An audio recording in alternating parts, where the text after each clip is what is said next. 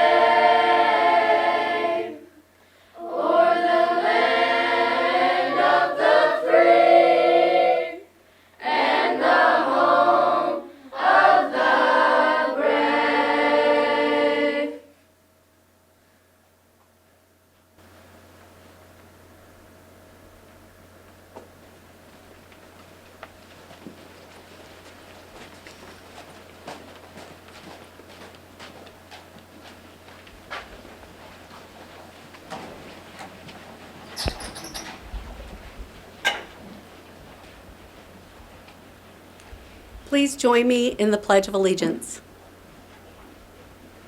I pledge allegiance to the flag of the United States of America and to the republic for which it stands, one nation, under God, indivisible, with liberty and justice for all.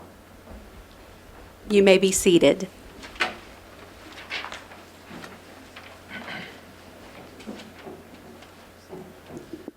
Good morning, students, parents, teachers, and any veteran viewing this through our streaming service. We're excited to have everyone here today and would like to welcome you to West Hardin Middle School for our Veterans Day celebration.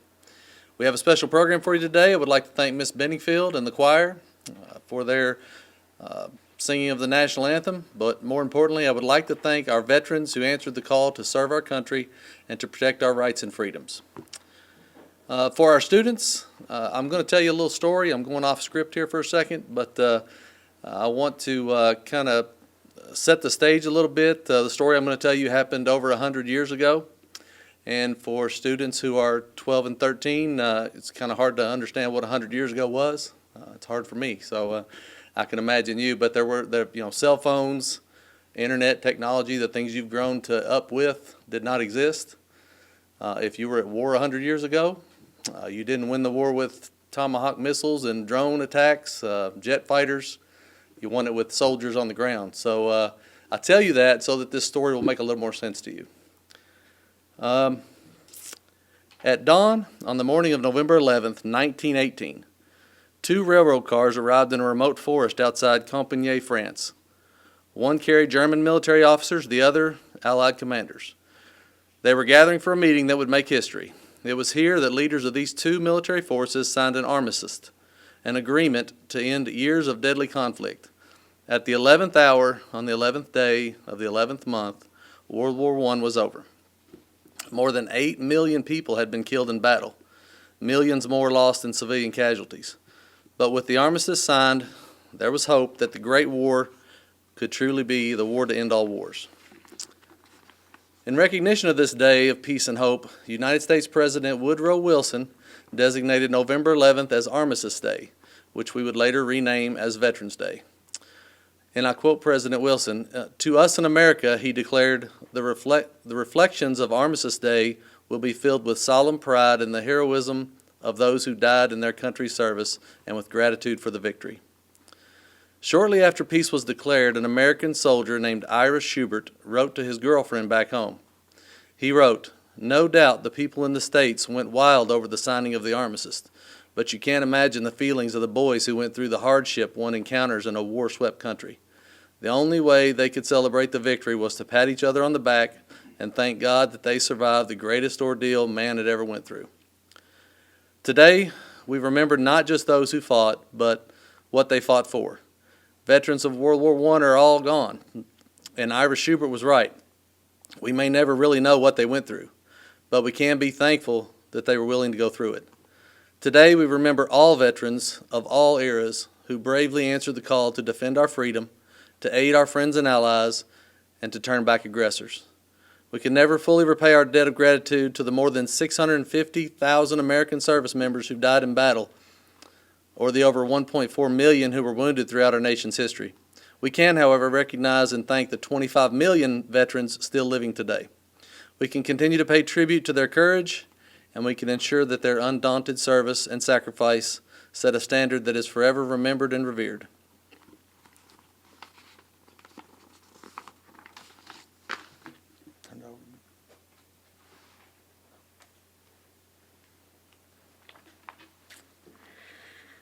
I am very excited to get to introduce our guest speaker today.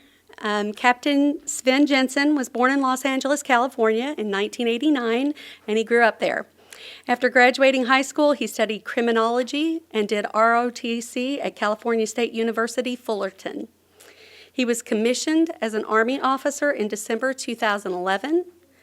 He has now been in the Army for 10 years and has served in the 1st and 2nd Infantry Divisions, the 194th Armored Brigade, and the 1st Armored Division. His military specialties are armored reconnaissance, that's scouting, and tanks.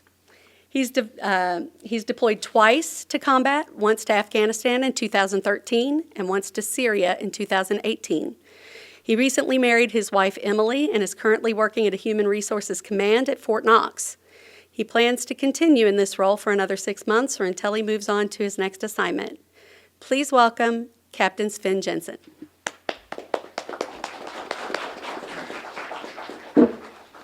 Thank you very much. Thank you, and ladies and gentlemen and students, good morning. Thank you for having me here today. I really appreciate it. Your school and the school administration asked me as a currently serving member of the Army to come out and to speak just a little bit about Veterans Day from the perspective of someone who is, currently undergoing the process of armed service to the country, and to kind of explain, a little bit more what it is and why do we really have this holiday. First, I think it's important that we all understand that humans, each and every one of us, right, whether you're, a soldier or whether you're, a student that's at the school or whatever it is that you do, we're all a complex web of good and bad experiences, of things that are good for us, things that are benefits to us, and things that make our life more difficult. Each one of us is totally unique in that way. We all have pluses and minuses.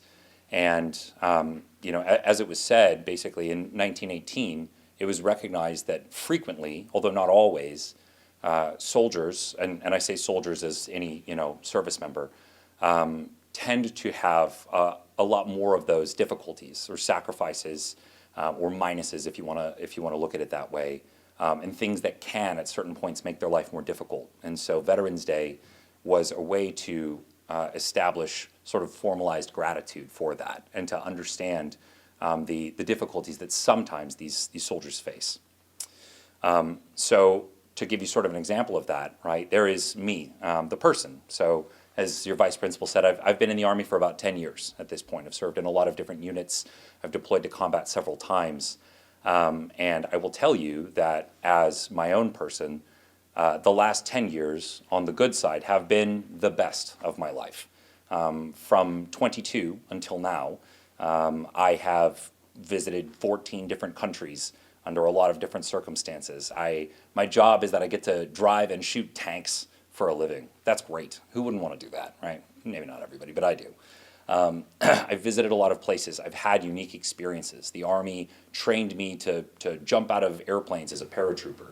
And not a lot of people get to experience the thrill and the adventure and the friendship that comes along with going through those unique experiences. I have gained a tremendous amount from my decision to serve the country the way that I have. But truthfully, I've also lost a lot. I moved away from my home 10 years ago. I love my family and my parents and everyone back in California, and I'm not going back. That was it. 10 years ago, from that point on, I go to visit them, and at this point, I maintain the best family relationship that I can from a distance. And I have missed the weddings of almost all of my friends because I was training or deployed or doing something. And on the heaviest side, I have been, in situations where there were people that it was my specific job to protect, and it didn't always work out. There were people that I did my best to protect and died, and that's difficult to handle at any age. So there have been a lot of drawbacks as well to my decision to serve the country. I am, at this point in my life, what I would call fully developed and actualized. I like who I am. I'm proud of it. And I do think that a lot of that is because of my choice to join the military. That unique blend of benefits and disadvantages has brought me to the point where I am, where I like myself. And that's not as easy as we adults, like to make it seem. It's a complicated process. It's a lot, and it's difficult to understand. And because there are so many factors that go into it, we create a holiday, right, to say, hey, I don't completely understand everything that you've gone through, right? And no one does for anyone because we're all unique, but, thank you for your service. Thank you for what you've done. And we try to give the benefits of at least once a year, giving your grandpa who is in Vietnam a card, or a hug, or having a parade down the street, or an assembly like this, so that those people that really have given up a lot understand that they are appreciated. And we take a little bit of time to do that. And that's good. Your grandpa that was in Vietnam, or your mom that was in the Navy, or whoever it is that that has served, it's always good to express that gratitude. But what is better? This is a very youthful audience, right? I mean, we're talking to, by and large, this is a middle school. You are all developing into young adults and starting to make decisions that are going to make you into the person that you're going to be. At the age that you are, you're not a child anymore, right? Now is the time for you to really start thinking about those benefits, those disadvantages. Where are you aiming your life that is going to make you into the person that can be, similar to me, fully actualized, happy, and independent? And you won't all be soldiers, and thank God, because if the world was nothing but military people, it would be a terrible place, right? You need every kind of person. You need soldiers to stop bad things from happening if and when they do. But if, when we're done doing that, there's no one to teach our children, or there's no one to build the cars that we drive, or there's no one to grow the food that we eat, then what on earth was it all for? And so the best thing at the end of the day that we can do to really express our gratitude, and for veterans on Veterans Day, sure, for mom on Mother's Day, dad on Father's Day, and for yourself every other day, is to think as deeply as you can, as best you can, about the person that you are and who you want to be, so that if you're not the person that chooses to go into the military, that when the people that do choose that give something up, then when they come back, they have a great place to come back to. That's what's always made it worth it for me. People thank me for my service, and I appreciate the gesture, I do. But it is almost unnecessary because I love what I come back to every time that I do. Because there are so many other good people that do such good work to make this a place worth being and worth giving up the things that I have given it up for. So think about that as best you can, for the people that you are grateful for the best thing that you can give them, better than any card or any parade or a free dinner at a restaurant or anything like that, the best thing that you can do is to be the absolute best version of yourself. And you have to think about what that looks like. And the time to start that is as soon as you realize you need to do it. And to be honest, I'm excited for you. It's a great thing to discover that for yourself. So by all means, put some thought into it. Figure out who you want to be and make the world, in whatever way you do, the best place that it can be. It's the best way to express gratitude for anyone. Thank you.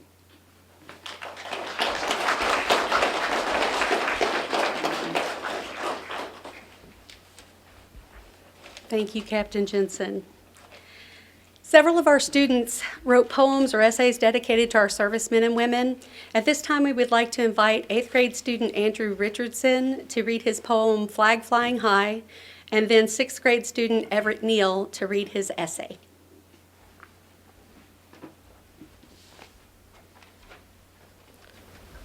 Flag flying high. Heroes get shipped far away, but we don't know if they will last a day. I'm sure that's why every family has to pray for our flag to fly high. They are so brave to stay and fight just for our American rights, through every day and through all the nights, for our flag to fly high. Soldiers hold a place in history, although war is a mad mystery, so we can celebrate by our Christmas tree for our flag to fly high. Heroes are brave and strong, standing up for us is never wrong, not seeing their family for very long, for our flag to fly high. United we stand, divided we fall, standing like we're 10 foot tall, built like a big brick wall, for our flag to fly high. Once again, far away they are sent, camping out during war in tents. This shows what a hero represents.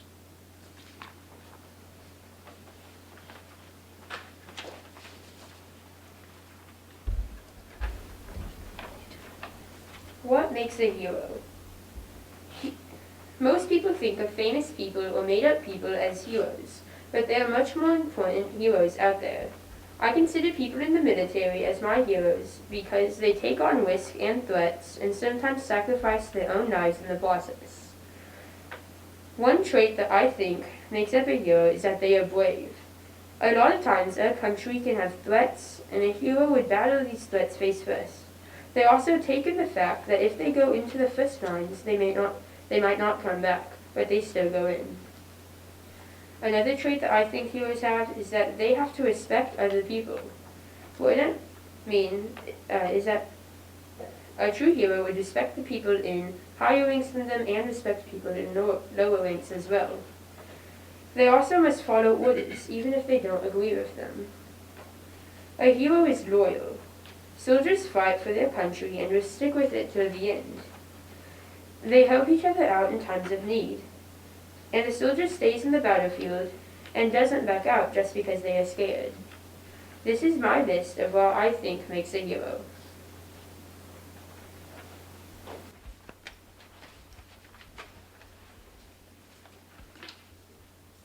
Thank you, Andrew and Everett. Please stand.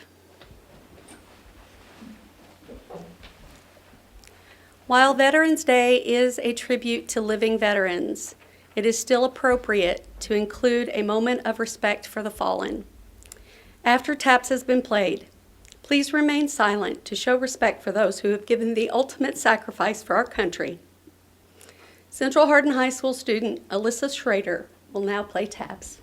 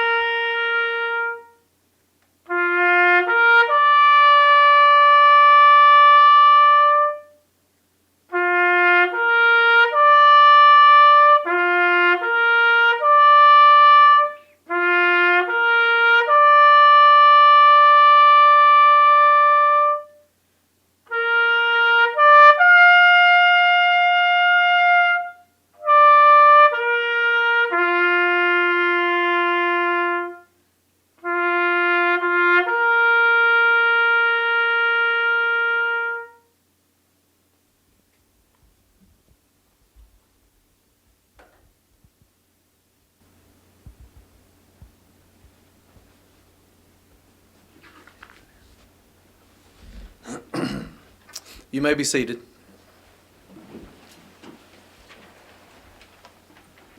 This concludes our Veterans Day Assembly. We would like to thank our students. We would like to thank our choir. I'd like to thank our student readers, Captain Jensen for his great message. We thank HCEC-TV for broadcasting this for us. Students, as you go throughout the rest of your day and week, I encourage you to think about the freedoms you enjoy and thank a veteran for helping you to secure those freedoms. Thank you.